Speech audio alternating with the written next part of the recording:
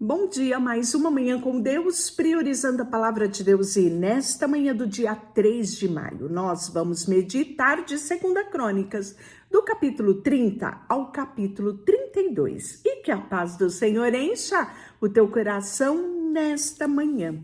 Depois disso, Ezequias enviou mensageiros por todo Israel e Judá, e escreveu também cartas a Efraim e a Manassés, para que viessem à casa do Senhor em Jerusalém, para celebrarem a Páscoa do Senhor, Deus de Israel.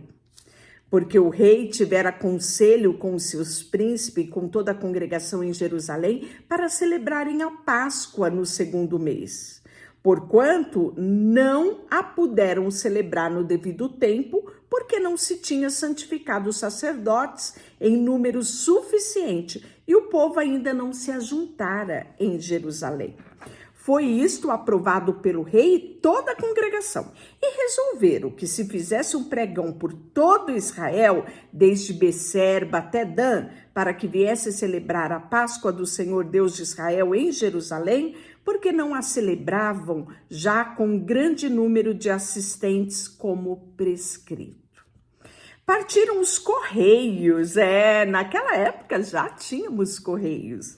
Os correios partiram com as cartas do rei e dos seus príncipes por todo Israel e Judá, segundo o mandado do rei, dizendo: filhos de Israel, voltai-vos ao Senhor Deus de Abraão, Isaque e de Israel, para que ele se volte para o restante que escapou do poder do rei da Síria. Não sejais como vosso pai, como os vossos irmãos que prevaricaram contra o Senhor, Deus dos seus pais, pelo que os entregou à dissolução, como estáis vendo. Não endureçais agora a vossa cerviz, como vossos pais. Confiai-vos no Senhor e vinde ao santuário que ele santificou para sempre, e servi ao Senhor vosso Deus, para que o ardor da sua ira se desvie de nós. E é nesse texto que nós vamos meditar no nosso versículo do dia. Não perca, cada versículo aqui nós comentamos não só o contexto aqui, mas também uma mensagem para nós nos nossos dias, isso mesmo. E se você ainda não tem o seu devocional, é só você ir lá na bio do meu Instagram, que tem lá o link para você adquirir esse material aqui. Nós enviamos para todo o Brasil e até para o exterior. Continuando aqui, também em Judá se fez sentir a mão de Deus, dando-lhe um só coração, para cumprirem o mandado do rei e dos príncipes, segundo a palavra do Senhor. Ajuntou-se em Jerusalém muito povo para celebrar a festa dos pães asmos no 2º mês, muito grande congregação. Dispuseram e tiraram os altares que haviam em Jerusalém, também tiraram todos os altares de incenso e lançaram no vale de Cedron. Então, imolaram o cordeiro da Páscoa. No 14º dia do 2º mês, os sacerdotes e os levitas se envergonharam e se santificaram e trouxeram holocausto à casa do Senhor. Tomaram os seus devidos lugares, segundo a lei de Moisés, o homem de Deus e os sacerdotes aspergiam o sangue, tomando-o das mãos dos levitas, porque havia muitos na congregação que se tinha santificado, pelos que os levitas estavam encarregados de imolar o cordeiro pascual por todo aquele que estava limpo, para santificarem ao Senhor. Porque uma multidão de povo, muitos de Efraim, de Manassés, de Sacar, de Zebulon, não se tinha purificado. E, contudo, comeram a Páscoa, não só como estava escrito, porém Ezequias orou por eles, dizendo: ó Senhor, que é bom, perdoa todo aquele que dispôs o coração a buscar ao Senhor Deus e o Deus dos seus pais, ainda que não segundo a purificação exigida pelo santuário. E ouviu o Senhor a Ezequias. Que coisa linda, não é? Um homem um rei se coloca na brecha como autoridade física e espiritual sobre o povo e Deus atende a oração de Ezequias, né? Os filhos de Israel, que se achavam em Jerusalém, celebraram a festa dos pães asmos por 7 dias, com grande júbilo. E os levitas e os sacerdotes louvaram ao Senhor de dia em dia, com instrumentos que tocaram fortemente em honra ao Senhor. Ezequias falou o coração de todo levita, que revelava um bom entendimento no serviço do Senhor. Comeram por 7 dias, isso mesmo, as ofertas de festa, trouxeram ofertas pacíficas e renderam graças ao Senhor, o Deus dos seus pais. Concordou toda a congregação em celebrar outros 7 dias. E, de fato, fizeram com júbilo. Pois Ezequias, rei de Judá, apresentou à congregação 1000 novilhos, 7.000 ovelhas para sacrifício, e os príncipes apresentaram à congregação 1000 novilhos e 10.000 ovelhas, e os sacerdotes se santificaram em grande número. Alegraram-se toda a congregação de Judá, os sacerdotes, os levitas, toda a congregação que veio de Israel, como também os estrangeiros que vieram da terra de Israel e os que habitavam ali em Judá. Houve grande alegria em Jerusalém, porque desde os dias de Salomão, filho de Davi, rei de Israel, não houve coisa semelhante em Jerusalém. Então o sacerdote, os levitas, levantaram-se para abençoar o povo e a sua voz foi ouvida e a oração chegou até a santa habitação de Deus até aos céus. E acabando tudo isso, todos os israelitas que se achavam ali saíram às cidades de Judá, quebraram as estátuas, cortaram os postes ídolos, derribaram os altares, né? De todo Judá e Benjamim, todo também Efraim, Manassés, até que tudo ficou destruído. Então tomaram-se os filhos de Israel, cada um a sua possessão, para a cidade deles. Olha só, né? O posicionamento de Ezequias levou não só a tribo de Judá, mas as demais tribos virem a Jerusalém para adorarem ao Senhor, para as festas sagradas que Deus tinha instituído. Como bem disse o texto, nunca se tinha visto algo semelhante depois, né, dos tempos de Salomão. Estabeleceu Ezequias os turnos do sacerdote, dos levitas, turno após turno, segundo o seu papel, né? O papel de cada um, sacerdote, levita para o holocausto, para as ofertas pacíficas, as portas, né? Para cantarem os porteiros para as portas dentro do arraial do Senhor, a contribuição que fazia o rei da sua própria fazenda destinada para o holocausto, para os da manhã, os da tarde, para o holocausto do sábado, da festa de lua nova, as festas fixas, conforme estava escrito, né, na lei do Senhor. Isso está relatado, as festas fixas lá em Números 28 e também 29 e 39. Além disso, ordenou ao povo, os moradores de Jerusalém, que contribuíssem com a sua parte devido ao sacerdote e aos levitas, para que pudessem eles se dedicar à lei do Senhor. E logo se divulgou esta ordem aos filhos de Israel, que trouxeram em abundância as ofertas de cereais, o vinho, o azeite, o mel, todo o produto do campo. Também os dízimos de tudo trouxeram em abundância, conforme estava determinado lá em Números 18, né? Os filhos de Israel e de Judá, que habitavam na cidade de Judá, também trouxeram os dízimos das vacas, das ovelhas, os dízimos das coisas que foram consagradas ao Senhor.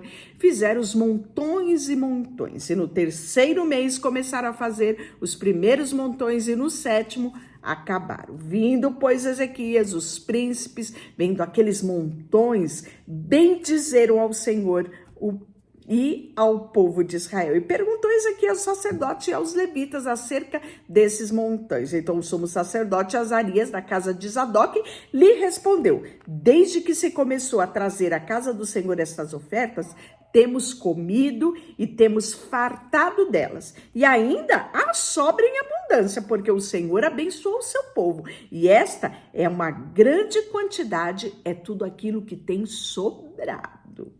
Então ordenou Ezequias que se preparasse depósitos na casa do Senhor. Uma vez preparado, recolheram neles fielmente as ofertas, os dízimos, as coisas consagradas.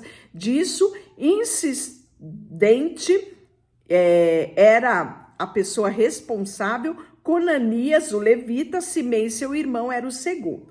E aí eles fizeram uma escala: Jeiel, Asaías, Nate, Azael, Jerimote, né? Temos todos aqui. Os filhos de Coré, né? Em outras versões, Corá, filho de Ima, guarda da porta oriental. Estava encarregado das ofertas voluntárias que se fazia a Deus para distribuir as ofertas do Senhor e as coisas santíssimas. Debaixo da sua ordem estava Emei, a sua equipe, né? Fala aqui o nome de cada um deles. Exceto os que estavam registrados na genealogia dos homens de 3 anos para cima, que entrava na casa do Senhor para a obra de cada dia, né? Então nós vamos ver, e isso nós já falamos aqui no devocional, como se fazia o censo dos homens prontos para a guerra, também se fazia o censo daqueles levitas e sacerdotes que já podiam ministrar, tinha idade certa, já falamos disso aqui. E aí nós vamos ver que chegou o momento de Ezequias se preparar para resistir Senaqueribe. Nós já falamos a respeito desse momento aqui, né? Em 2 Reis 19, nós vamos ver isso. Vamos ver também lá em Isaías, nós vamos ver novamente esse episódio aqui. Em Reis, Isaías vai relatar, né, o sufoco que o rei Ezequias passou com esse Senaqueribe, né, arrogante, prepotente, né, se achava o próprio Deus. E nós podemos ver o fim que ele tomou. Vendo, pois, Ezequias que Senaqueribe vinha e que estava resolvido a pelejar contra Jerusalém, resolveu, de acordo com seus príncipes, seus homens valentes, tapar as fontes das águas que havia fora da cidade. Eles os ajudaram. Assim, muito povo se ajuntou, tamparam todas as fontes, como também o ribeiro que corria pelo meio da terra, pois dizia: porque viria os reis da Síria e acharia tantas águas. Ele cobrou o ânimo e restaurou todo o muro quebrado e sobre ele ergueu torres, levantou também outro muro por fora, fortificou, né, a cidade de Davi, fez armas, escudos em abundância, pôs oficiais de guerra sobre o povo, reuniu todos na praça da cidade e lhe falou aos corações, dizendo: sede fortes e corajosos, e não temais, nem vos assusteis por causa do rei da Síria, nem por causa de toda a multidão que está com ele, porque há conosco, maior do que aquele que está com ele. E com ele está o braço de carne, mas conosco o Senhor, o nosso Deus, para nos ajudar e para guerrear as nossas guerras. E o povo cobrou ânimo, né, com as palavras de Ezequias, rei de Judá. Depois disso, enquanto Senaqueribe, o rei da Síria, com todo o exército, sitiava Laquis, enviou servos a Ezequias, rei de Judá. Então a pressão era muito grande de Senaqueribe, né? E olha o que ele diz: assim diz Senaqueribe, rei da Síria: em que confiais vós para vos deixar de sitiar Jerusalém? Acaso não vos incita Ezequias para morrerem de fome e sede? O Senhor nosso Deus nos livrará da mão do rei da Síria? Não, é Ezequias o mesmo que tirou dos altos os seus altares e falou a Judá e a em Jerusalém, dizendo: diante de um Deus apenas, um altar deve ser erguido, e vós prostrardes, e sobre ele queimareis incenso. Não sabeis vós que eu e os meus pais fizemos todos os povos da terra? Acaso puderam de qualquer maneira os deuses das nações, daquelas terras livrar os seus pais das minhas mãos? Qual é que de todos os deuses daquelas nações do que os seus pais destruíram, que pode livrar o seu povo das minhas mãos, para que o vosso Deus não possa livrar das minhas mãos? Agora, pois, não vos engane Ezequias, nem vos incite assim, nem ele deis crédito, porque nenhum Deus de nação alguma, nem de reino algum pode livrar o seu povo das minhas mãos, nem das mãos dos meus pais. Quanto ao menos vos livrar, poderá livrar o vosso Deus das minhas mãos? Os seus servos falaram ainda mais contra o Senhor Deus e contra Ezequias, seu servo. E Senaqueribe escreveu também cartas para blasfemar do Senhor Deus de Israel. Clamaram os servos em alta voz, em judaico, falaram a língua nativa contra o povo de Israel que estava sobre o muro. Sabe para quê? Aterrorizar, uma pressão psicológica que terrível, para aterrorizar, perturbar, desestabilizar o povo. E nós podemos ver que então o Senhor enviou um anjo que destruiu, todos os homens valentes e chefes e príncipes do arraial do rei da Síria.